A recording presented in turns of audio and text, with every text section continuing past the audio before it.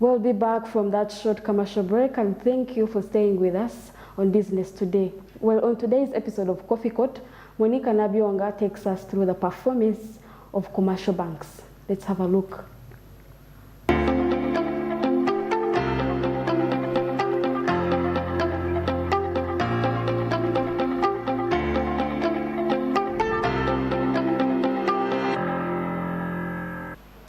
Good evening to you all. Thanks for keeping it smart 24 TV.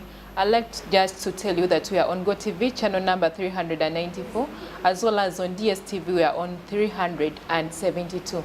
Welcome to the Coffee Court. My name is Monica Nabionga, and today I've hosted Mr. Birungi Stefan, Principal Banking Officer from Bank of Uganda, specifically in the Financial Market Department. And today we are going to be talking about investments, how you can invest in treasury bills, how you can invest in stocks, bonds, or anything to do with the financial markets, how you can gain from it. What does it mean to you as a Ugandan? Mr. Birungi, you're welcome to the Coffee Court. This is Smart 24 TV. Thank you, Monica. Hello, everyone, and you're welcome to the program. All right. First and foremost, what are treasury bills? What are bonds? What is the difference in between there? Right. Thank you, Monica. So we'll start with the basics. Oftentimes people hear about treasury bills and bonds, and they're wondering, is it police bond, or people call them all sorts of names? You know?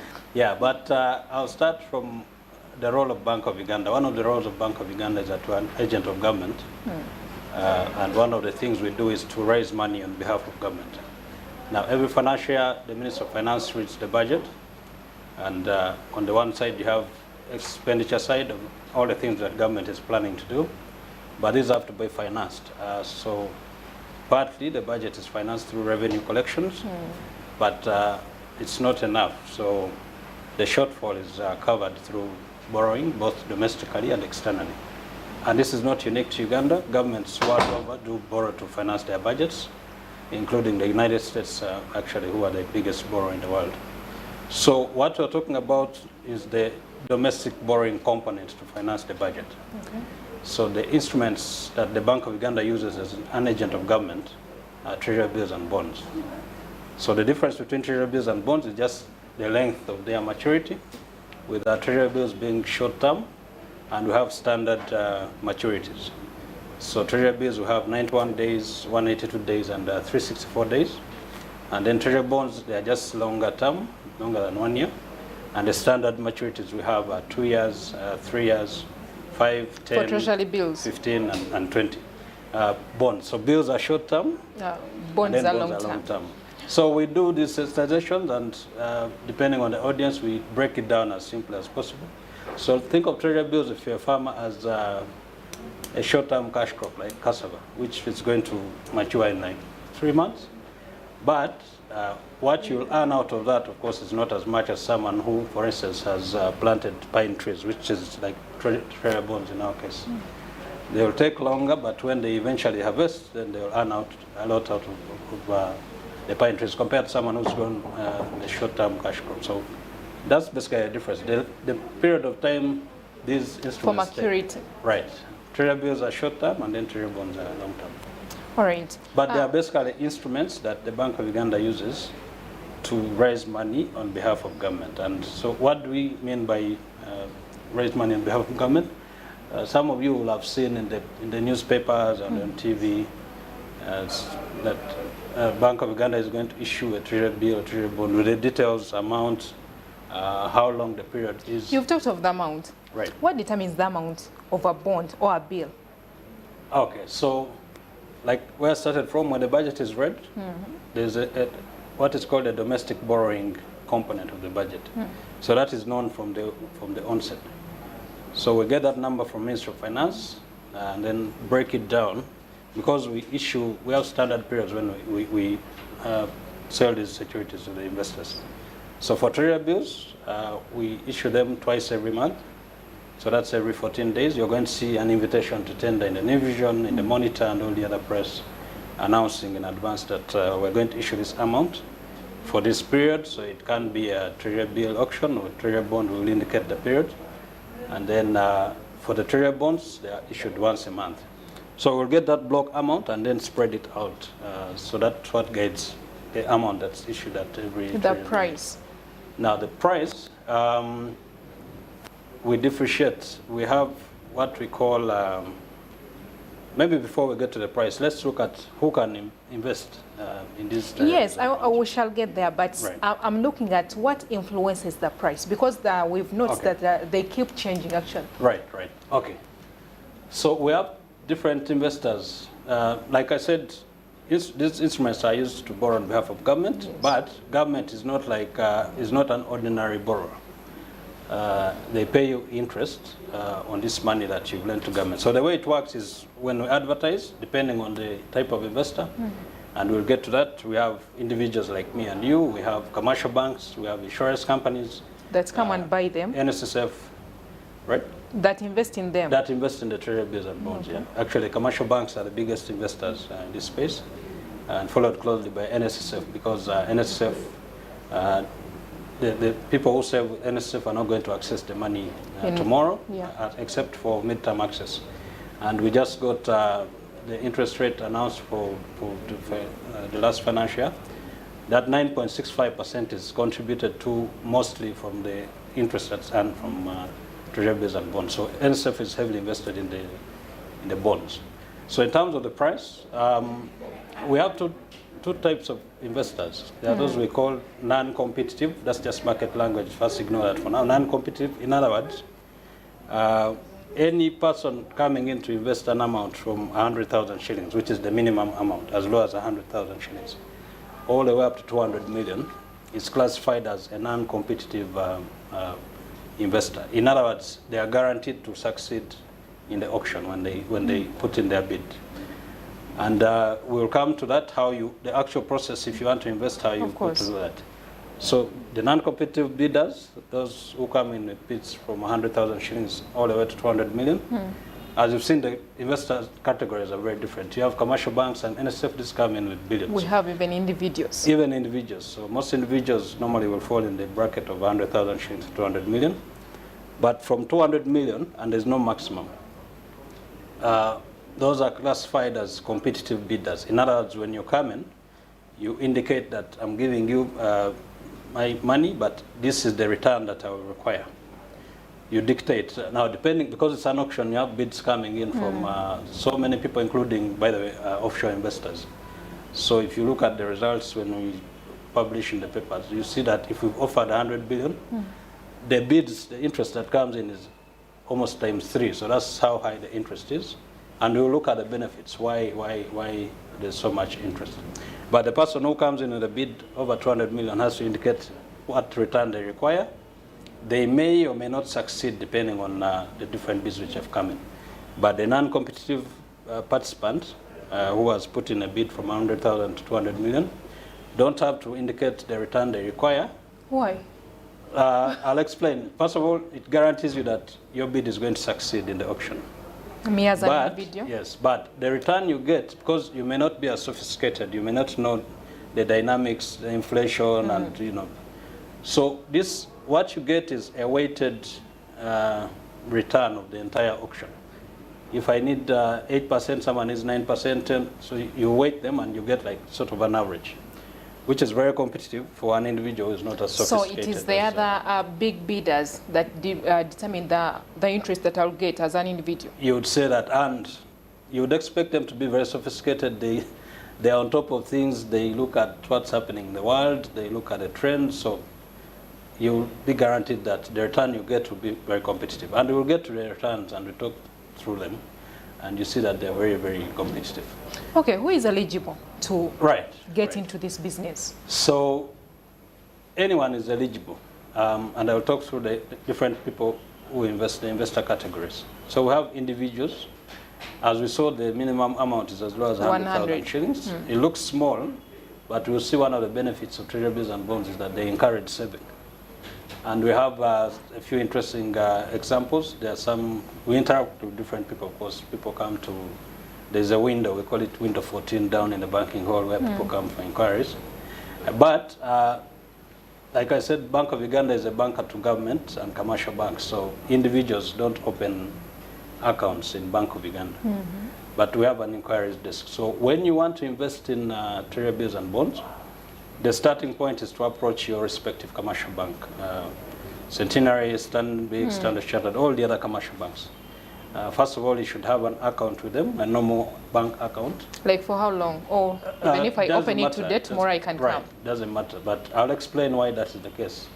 So you have an account with them, and then now when you're interested in investing in treasury bills and bonds, you go to them, and we sensitize across the country. Everyone you approach in the bank will know. You just tell them, I would like to invest in treasury bills and bonds, and then from there on, they take on the process. It's a very quick process. There's a standard 2-page form. Now, there's a system where all these treasury bills and bonds are held, and it's at the central bank, at Bank of Uganda. It's called the Central Securities Depository. In the old days, when someone would invest, they would give you a physical certificate and say, I have invested 10 million for 1 year, and this is the interest rate. You hold your certificate. But now, like, everything is being automated. Everything is digital, yeah. So we have a system that holds everything. It's automated. So it's called a Central Securities Depository. The banks will open for you what is called a CSD account.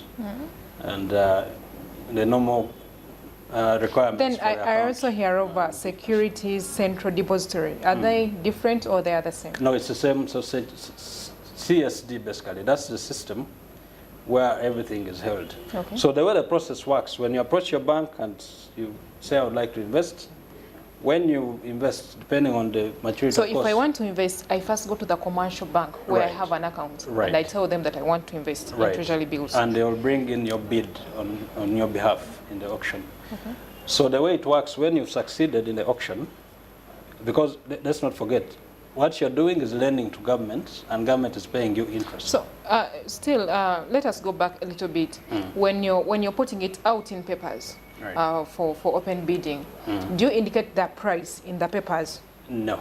So the price So is like any other auction. You're telling me that if I want to invest, I first go back to my commercial bank, and the ones that are bringing my bid, they bring in my bid, right? Bring in your bid. So how do I get to know that if, for example, that, or should I say, the amount is this, or they are pricing like this? Right, so that's where we started from. So the way we do the auctions, not everyone comes into the auction. So we have a system we call a primary dealer system. We selected 8 banks based on some criteria. So in the primary auction, the very first time we issue these instruments, they are the ones who come and take up the auction, and then they will pass on those securities to all the other investors. Now, when you go to your commercial bank and request to invest, they will, on your behalf, and what you will indicate is the amount, say 1 million, and the period you want to invest for, maybe 3 months, because the TBs are from 3 months, 91 days up to 364 days. Or if you have some excess money and you can invest for longer, because as you see, the longer the period you invest, the higher the interest will be paid. But you indicate for them the amount and the interest. Like we said, the price you get will be determined by the weighted return for the whole auction, which is very competitive. So when you succeed in the auction, what will happen? That's why we said you should first of all have an account with the bank. They will debit your account because you're lending to government and you're being paid interest. Debit your account, pass on the money to Bank of Uganda, and it will go to the consolidated fund to finance, don't forget, this side of the budget, the expenditure side, the roads, the hospitals, and the infrastructure, and so on. Everything that's been planned for the financial year. So now the system is automated. If you invested for 1 year and 1 year comes to an end, settlement is done by Bank of Uganda. On that day of maturity, automatically you'll be credited with the amount you invested. That one always remains intact, be it 1 million, 10 million, and so on, plus the interest that you'll have earned on that investment. But it's all automated. When that is done, everything goes back to your account in the commercial bank, the same account which was debited when you invested. So me as a person, if I want to invest in treasury bills and or bonds, what should I bear in mind? What should I have? Right, right. So I will take us to the benefits. In other words, you're saying, why should I invest in treasury bills and bonds? So it's an investment avenue, an alternative investment avenue. So people will invest in different things. People invest in different businesses, saloons, produce. You can invest in real estate. Some sophisticated people try to buy stocks and so on. But so treasury bills and bonds are an alternative investment. So why treasury bills and bonds? One of the benefits is that it's a way to diversify your investment. In other words, don't put all the eggs in one basket. So you can invest in produce, you can invest in real estate, and also in treasury bills and bonds. But the beauty with diversifying, and we just learned from COVID, if you're into rentals and so on, you saw what was happening. People were not earning. So what was happening is that people accumulated rent areas for a very long period. So you realize your money is tied up. And actually there are stories of people who are taking off at night with so many accumulated months of areas. But compare that to people who had invested in treasury bills and bonds. Throughout COVID, government didn't miss a single installment. They were paid on time because payment, like I said, is all automated and it's managed by Bank of Uganda. Bank of Uganda does the redemptions. So they were paid on time, and we will come to the structure of the treasury bills and bonds. But maybe quickly I can touch on, so for the treasury bonds, the interest you're paid is split into 6 months. Every year you get 2 payments. So that coupon rate you're paid is divided by 2. Now, the advantage of that is that you're guaranteed a regular cash flow. That's very important.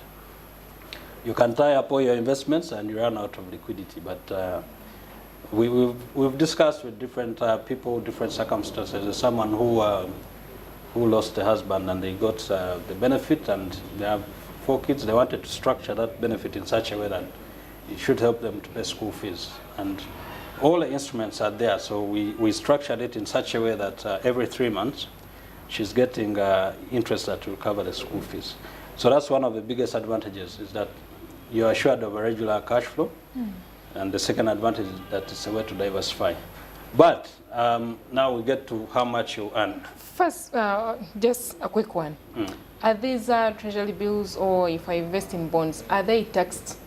Because when I invest in a salon, automatically KCC will be on my door, URA will be on my door. So how is it decided? Right. So there's what's called withholding tax. It's a small tax component, but only on the interest that you earn. So if you invest 1 million, like we said, the principal remains intact.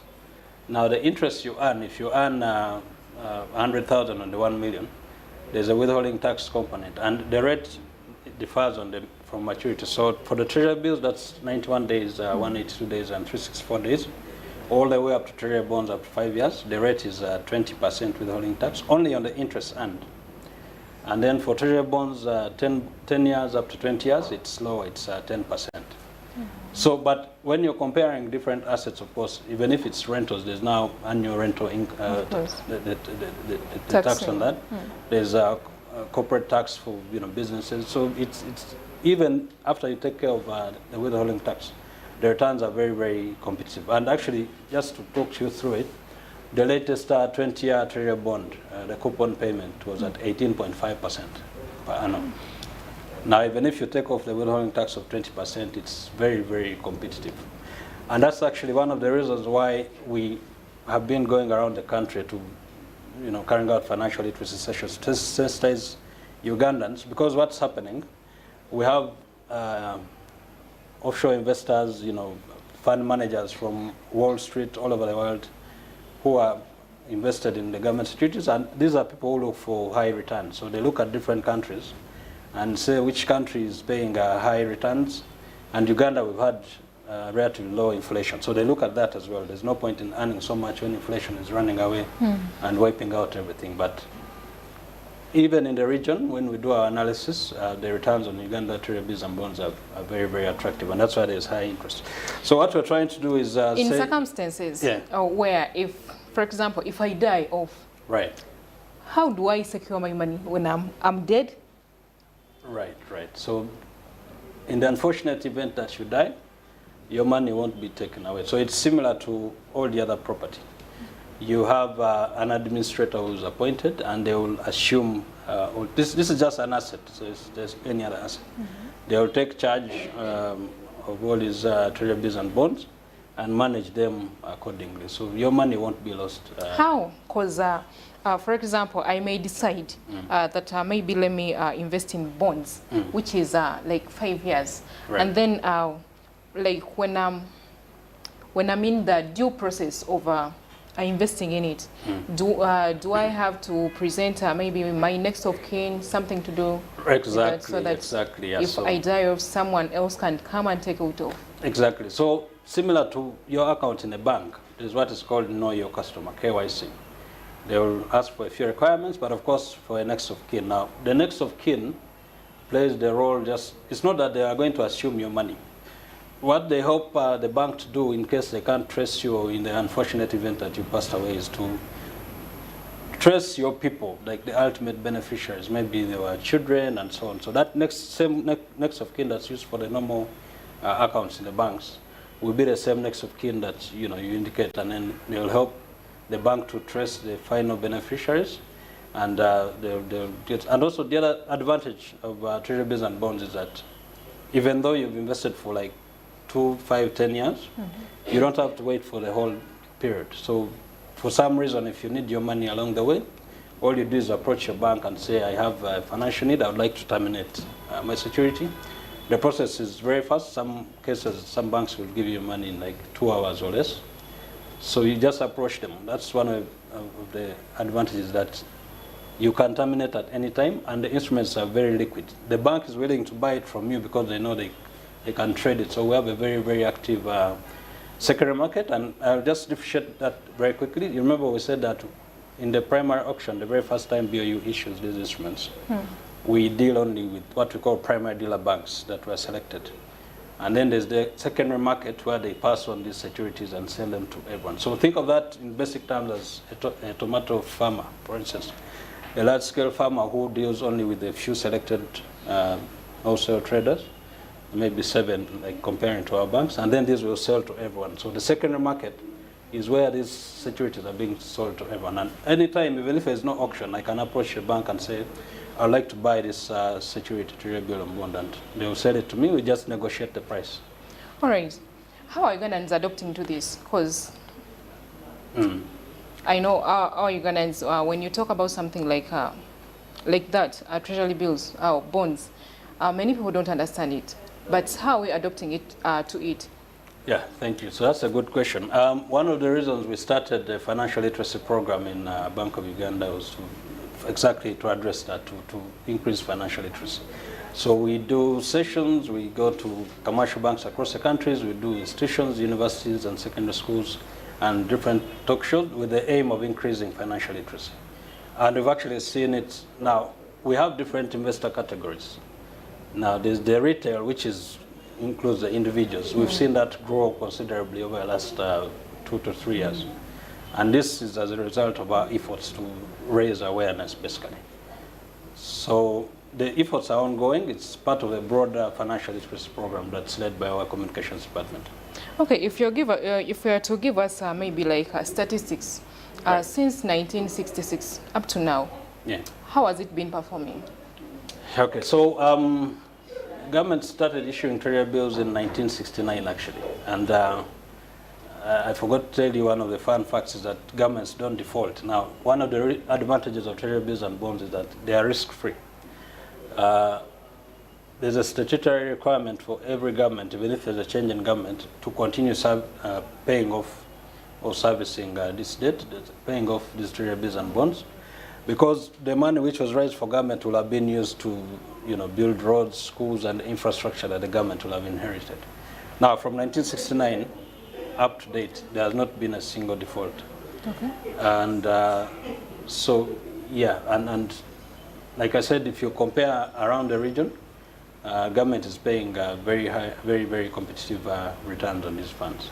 That's why there's a lot of interest in every time we offer these securities in an auction, there's a lot of interest from different investors. All right. Thank you for your time, actually.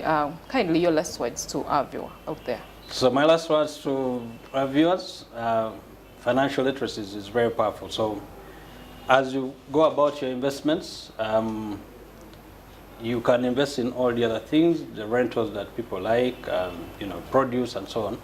But it's important to diversify your investments, and treasury bills and bonds are a very good alternative investment. And because of the advantages we talked about, one of the biggest advantages is that it's a good way to diversify. You don't put all the eggs in one basket. There's an assured cash flow for the bonds. Every 6 months you get a coupon payment at a very competitive rate. The ultimate borrower is government, and government does not default because they will always collect revenues and service the debt.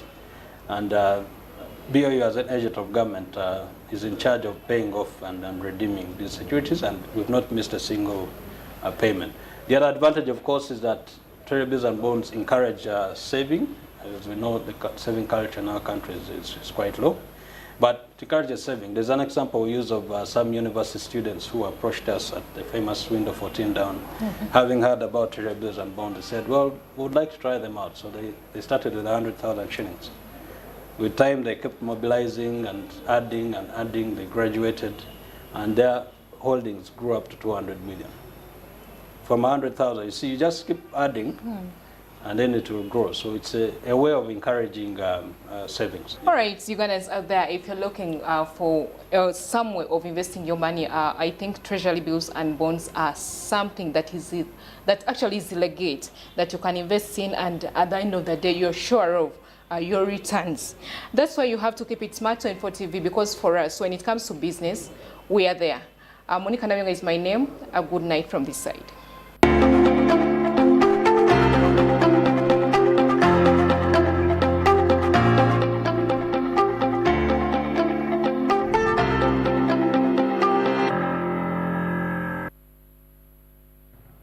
Business Today comes to an end, but if you missed this, there's a stream on YouTube at Smart24 TV, and that goes for all other social media platforms. My name is Rena Nahabwe with Winnie Winnie Zanaka watching the sign language. Have a good one.